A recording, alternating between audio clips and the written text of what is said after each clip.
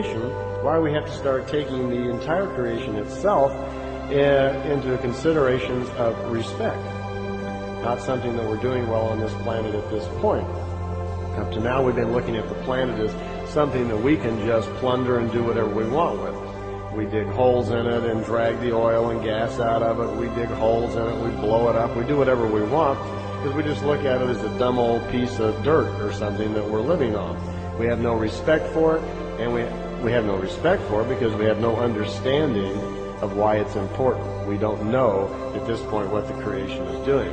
So hopefully, knowledge that the Pleiadians are providing us with through Billy will get out into the world, and people will become more and more aware of the respect that we need to have for creation, and we can move towards a better understanding of how to live in harmony with it. Well, anyway, our creation is going to continue evolving.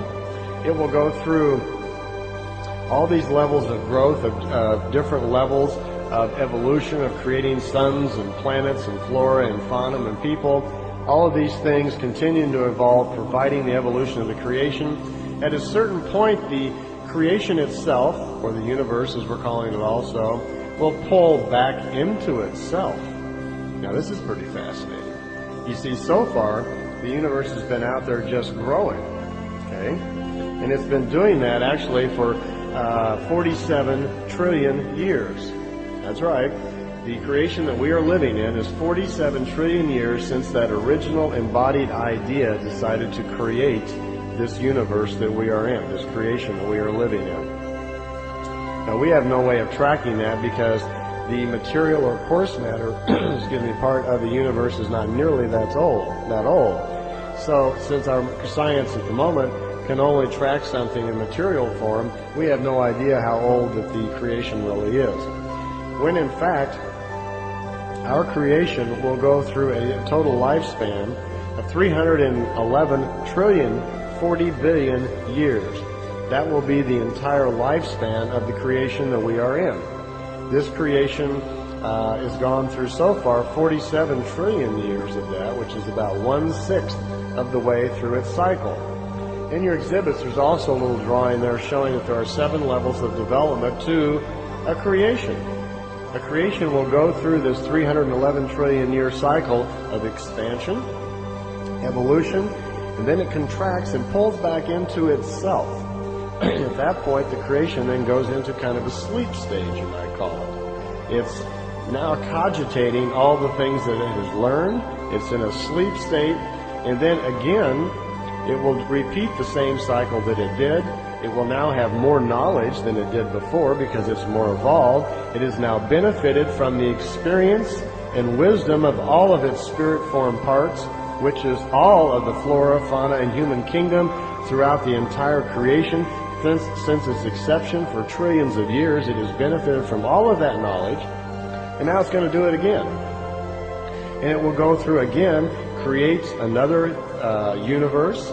It will go through more advanced stages of development. It will again create planets, suns, flora, fauna, and the human kingdom. And it will evolve all the way through a cycle again.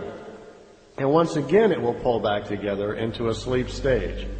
The universe that we live in is called the creational universe because it creates human life. It creates beings like ourselves that do evolve, and that's its mechanism of evolution. Its mechanism, its method by which it evolved is to create small life forms, bit parts of itself that go out and do, experience, think, form logic, and contribute to it the whole of its evolution. So it's called a creational universe. It will go through 7 cycles of creating itself in universe form and sleeping in between. So it's life and death, more or less. It's off and it's on. There's a creation, there's an expansion, there's a contraction, there's a sleep period. Okay? It does this 7 times, and then it changes, kind of a metamorphosis, into another kind of universe. After it has done this 7 times, this mechanics of creating material belts and creating different kinds of life forms which contribute to its evolution, that mechanics will be done 7 times, and then it's turned into, you might say, it itself evolves into a different kind of universe called an Ur universe, U-R, okay? And then an Ur universe also will go through 7 cycles of growth, but it's different. It doesn't go through the material belt process. Ur universes are fine matter all the way through all the time, but they have a specific function. Ur universes create other creational universes.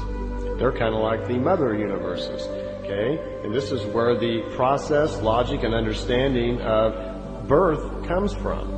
Within the creation, it knows how to create other coarse matter beings. So our creational universes know this, evolve into an Ur universe. Ur universes go through 7 stages of developing other creational universes. Okay? And after an Ur universe goes through its 7 levels of its own evolution of learning and understanding how to create entirely new universes to start off, new creational ideas, it then evolves into what's called a central universe. Very little is known about a central universe, and the Pleiadians have only figured out these 3 stages.